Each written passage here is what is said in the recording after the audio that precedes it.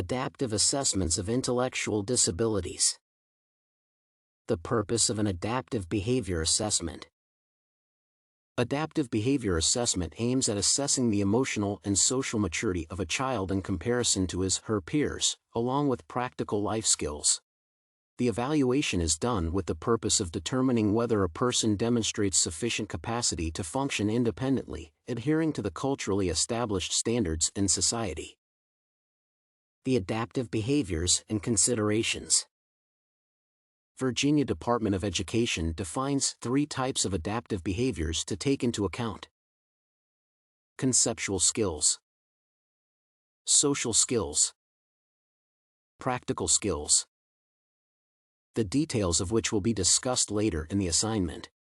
VDOE suggests considering that students with significant cognitive impairments have major problems with conceptual skills, transferring information across different settings.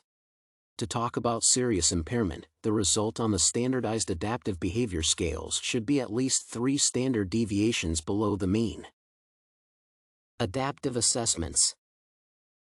According to tests of adaptive functioning, the most commonly used adaptive assessments include Vineland Adaptive Behavior Scale, VABS, the Diagnostic Adaptive Behavior Scale, and Woodcock-Johnson scales of independent behavior.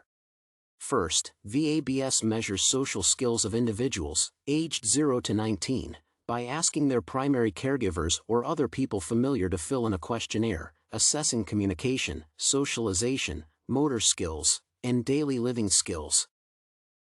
Second, AAIDD evaluates adaptive behavioral skills, conceptual, social, and practical, to distinguish the amount of support needed for improved quality of life. Third, Woodcock-Johnson scales of independent behavior assesses children's independent behavior. My school district uses AAIDD assessment, sometimes combining it with the supports intensity scale.